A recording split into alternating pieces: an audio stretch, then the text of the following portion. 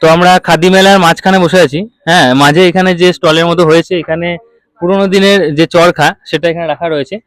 আর এই দিকে রয়েছে আধুনিক চরকা। হ্যাঁ, ওটা দেখাও। আর এখানে দিদি ভাইরা রয়েছে, তো ওনাদের মুখ থেকে একটু জানবো কিভাবে কি হয়। দিদি ভাই, তাহলে এটা আধুনিক চরকা? আধুনিক চরকা। আচ্ছা।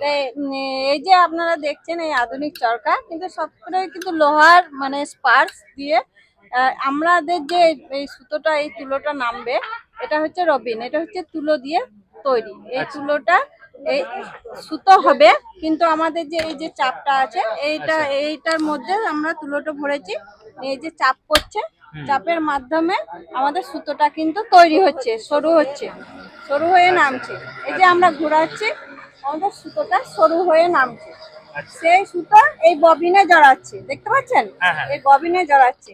এই ববিনটা যখন ভর্তি হয়ে যাবে তখন এখানে আমরা খুলে এই যে এই চরকায় এইটাতে আমরা লাচিগুলো হবে। আচ্ছা, ঠিক আছে, এই লাটায় যখন লাচি করব, এই যে ক্লিপ দেখছেন, এই ক্লিপটা হচ্ছে আমাদের, এটা হচ্ছে যখনই এক ক্লিপ যখনই পড়বে এটা হচ্ছে 200 মিটার এক ক্লিপে। ঠিক আছে, এটা 5 বার পড়বে। এটা 5 বার পড়লে আমাদের এটা 1000 মিটার হবে, তখন এই একটা লাচি তৈরি হবে। আচ্ছা। হ্যাঁ, যখন লাচি তৈরি হবে তখন আমাদের সুতো সম্পূর্ণ কমপ্লিট হয়ে গেছে, একটা লাচি। আচ্ছা, 1000 মিটার এই লাচি তাঁতিরা নেবে। এবার আমাদের যদি যখন কালার যে ছিট বলুন বা কাপড় বলুন, তখন যখন ওরা কালার করবে তখন এইটা এই লাচি থেকে লাচি রং করে সেটাকে, হ্যাঁ লাচি, এই যে লাচিটা দেখছে, লাচিটা এই যে লাচিটা দেখছে, এই লাচিটা খুলে সেটাকে ভিজিয়ে তারপরে তারা ভিজিয়ে রেখে তারপরে রং করবে। সেটা রং করে শুকিয়ে তারপরে তাঁতিরা বুনবে। আচ্ছা, এইটা হচ্ছে রং হয়েছে। আচ্ছা, এগুলো হচ্ছে তাঁতিরা এই রংগুলো করে। রং করে এগুলো দিই। হ্যাঁ হ্যাঁ হ্যাঁ। আচ্ছা, আচ্ছা। তবে এইটা আবার তারা তাঁতে ললি পাকিয়ে, তাদেরও চরকা আছে, ওই চরকায় ললি পাকিয়ে সেটা আবার ওরা তাতে দিয়ে বুনবে। হ্যাঁ, এবারে বুনে সেটা কমপ্লিট করে তাদেরও আবার কেচে তারা মার দিয়ে আবার সেটাকে আয়রন করে সেটা আবার বিক্রি হয়, আচ্ছা, কাপড় হয়, আচ্ছা। কাপড় হয়। আর এইদিকে এটা কি তাঁতের তালে মেশিন তো? হ্যাঁ, আচ্ছা, কি এখানে শাড়ি তৈরি হবে তাহলে? এটা একটা শাড়ি নয়, এটা আমরা বেড কভার তৈরি করছি। আচ্ছা, এটা নিয়ে যারা শিল্পী তারা নিয়ে গিয়ে আবার ব্যাগ তৈরি করবে, অনেক কিছু তৈরি করবে। আচ্ছা, হ্যাঁ, আচ্ছা। আমাদের কাছ থেকে কিনে নিয়ে চলে যাবে। বেড আচ্ছা, কভার হবে, কাপড়ের যেগুলো, আচ্ছা, এগুলো দিয়ে এই সাইড ব্যাগ এইসব করা হচ্ছে। আচ্ছা, আচ্ছা, বুঝছেন? আচ্ছা। একবার দেখাবেন তাহলে কেমন করে হয়? এখন হয় না, এখন তো কালকে তৈরি হচ্ছে। আচ্ছা, আচ্ছা, আজকে এখন রাত্রি শুরু করবো তখন। আচ্ছা, ঠিক আছে। এতক্ষণ আপনারা শুনলেন কিভাবে আধুনিক চরকা দিয়ে তুলো তৈরি করা হয় এবং সেই তুলো দিয়ে কিভাবে তাঁত বস্ত্র ও খাদি বস্ত্র তৈরি করা হয়। আজকের এই ভিডিওতে আমি আপনাদেরকে বিভিন্ন ধরনের খাদি বস্ত্র দেখাবো এবং খাদির ইতিহাস সম্বন্ধে জানাবো। সো আমি শান্তনু, সকলকে স্বাগতম জানাই শান্তিনিকেতনের শান্তনু ইউটিউব চ্যানেলে। খাদি শুধুমাত্র একটি কাপড় নয়, খাদি হলো স্বদেশী আন্দোলনের প্রতীক, আত্মনির্ভরতার শক্তি এবং ভারতীয় সংস্কৃতির গর্ব। ওয়েলকাম টু খাদি মেলা ইন বোলপুর শান্তিনিকেতন 2026। এই মেলা আয়োজিত হয়েছে বোলপুর ডাকবাংলো মাঠে। মেলা চলবে 11 জানুয়ারি থেকে 22 জানুয়ারি পর্যন্ত। প্রত্যেক দিন দুপুর 1টা থেকে রাত্রি 9টা পর্যন্ত এবং শনি রবি কিংবা অন্যান্য ছুটির দিনগুলোতে চলবে 1টার জায়গায় 1 ঘন্টা আগে থেকে, অর্থাৎ দুপুর 12টা থেকে শুরু হবে এবং মেলা চলবে রাত্রি 9টা পর্যন্ত। দেখতেই পাচ্ছেন মেলার প্রস্তুতি এখন চলছে। আজকেই 11 জানুয়ারি আর আজকেই এই মেলার উদ্বোধন। আর কিছুক্ষণের মধ্যে বড় বড় নেতামন্ত্রীরা এসে এই মেলা উদ্বোধন করবেন।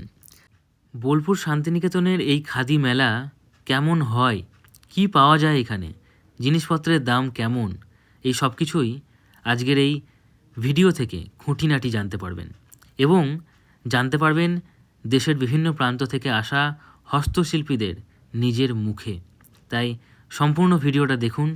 এটা একটা ইনফরমেটিভ ভ্লগ ভিডিও, অন্যান্য ভিডিওর থেকে এই ভিডিও একটু আলাদা হবে।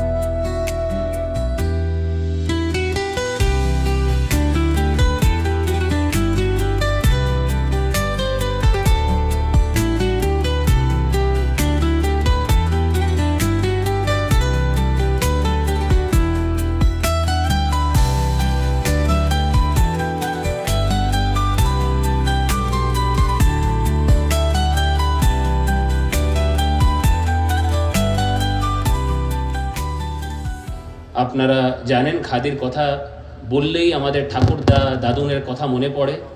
ওরা আমারও ঠাকুরদা সবসময় খাদি পরতেন, পাঞ্জাবি হোক, নেহরু জ্যাকেট হোক, শার্ট হোক। তো আমি মাঝে মাঝে খিল্লি করে জিজ্ঞেস করতাম যে এই খাদিটা এত খসখসে, এত ফাঁক দেওয়া, এই জিনিসটা আপনি কেন পড়েন?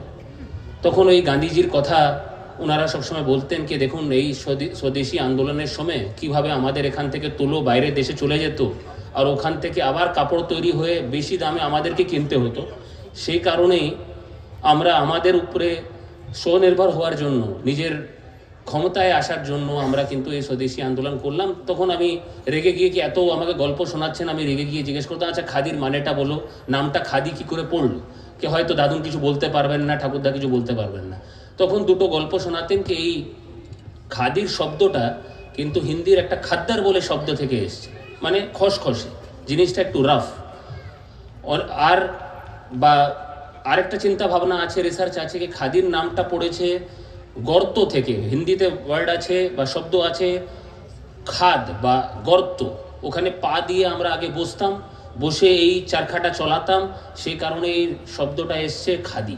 খাদি কাপড়ের ইতিহাস সুপ্রাচীন, যা সিন্ধু সভ্যতা খ্রিস্টপূর্ব 2800 থেকে শুরু করে মোঘল আমল পর্যন্ত বিস্তৃত।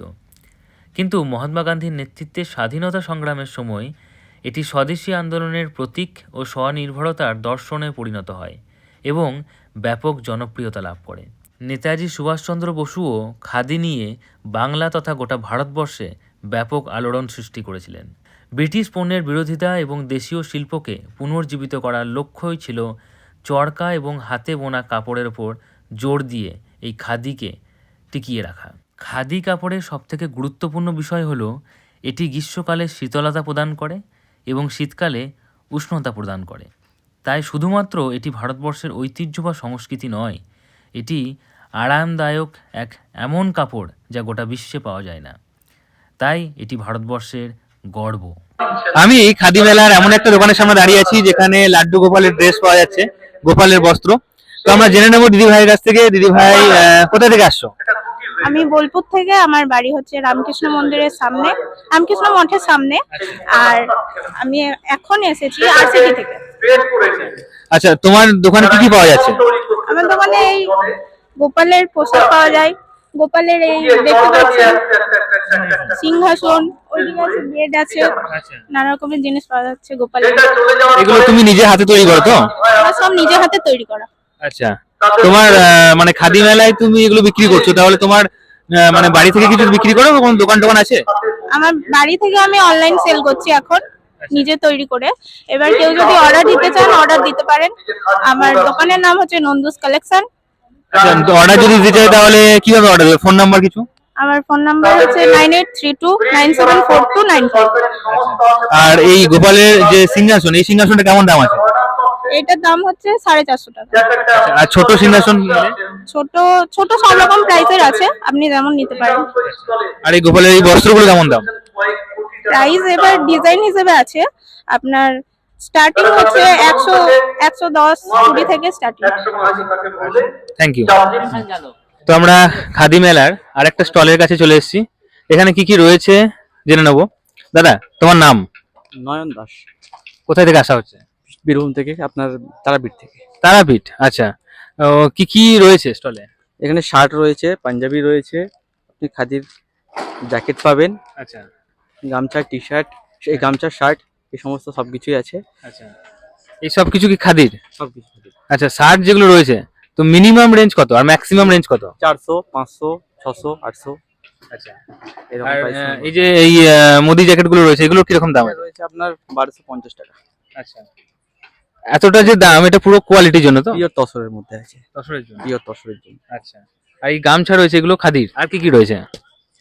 আর আপনার প্রোডাক্ট এখনো বেরোয়নি, আচ্ছা। বেরোচ্ছে মাল। হুম হুম, হ্যাঁ, প্রিন্টেড শাড়ি হয়ে যাবে, তসরের শাড়ি হয়ে যাবে, গিফটা শাড়ি হয়ে যাবে, আচ্ছা পিওর সিল্কের মধ্যে শাড়ি হবে, মধুবনী হয়ে যাবে। আচ্ছা।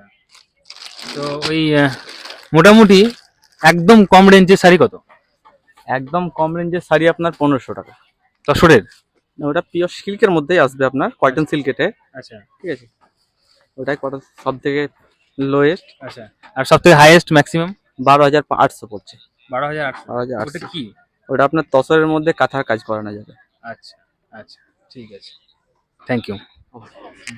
আমরা খাদি মেলার একটা আচারের দোকানের সামনে দাঁড়িয়ে আছি, তো ওনার সাথে কথা বলে একটু জানবো ওনার কাছে কি কি পাওয়া যায় এবং কত বছরের ওনার এক্সপিরিয়েন্স। আচ্ছা, প্রথমে আপনার নামটা একটু বলুন। এমডি জাকির হোসেন, আচ্ছা, কোথায় থেকে আসছেন? মালদা মালদা। পিএস। আচ্ছা, মোথাবাড়ি। হ্যাঁ, আচ্ছা আচ্ছা আচ্ছা, আপনার কাছে তাহলে কি কি রয়েছে? মালদার বিখ্যাত আচার আছে, টক ঝাল মিষ্টি, যেটা এক্সপোর্ট হয়। মালদার আমসত্ত্ব আছে, যে আমসত্ত্বটা আপনি মুখে দিলে গলে যাবে, দুধ পাইস ফাটবে না, আচ্ছা সুস্বাদু হবে আচ্ছা এমন। এটা এক্সপোর্ট কোয়ালিটি, বাইরে যায় মালটা বেশি। আচ্ছা। বাজারে যে আমসত্ত্বটা পাওয়া যায় সেই আমসত্ত্বের সাথে এই আমসত্ত্বটা কি তফাৎ? ওটা বয়েল দেওয়া হয়, ওটা বয়লা হয়, এটা ন্যাচারাল বয়লার হয়, কোনো নট কি বলে, কোনো মিক্সচার চলবে না, এতে কোনো মেশিন মেড না, এটা বাই হ্যান্ড মেড, হাতে তৈরি হয় এবং খুব সুস্বাদু। এখন বছরে একবারই হয়, গোটা বছর চলতে হয়, 2 বছর থাকবে। খুব ভালো প্রোডাক্ট এটা। বিভিন্ন আচার আছে, বিভিন্ন সাথে বড়ি পাবেন, ঘি, মধু, সুন্দরবনের মধু আছে। মধুটা আমার নয়, তো আমি কালেক্ট করা মধু, খুব ভালো মধু, টেস্ট করে নিয়ে যাই। আর তুলাইপাঞ্জি তুলাইপঞ্জি রায়গঞ্জের, এটা জিআই ট্যাগ, এটা জিআই ট্যাগ। এই চালটা ভাত বিরিয়ানি ফ্রাইড রাইস হবে এবং খুব সুস্বাদু।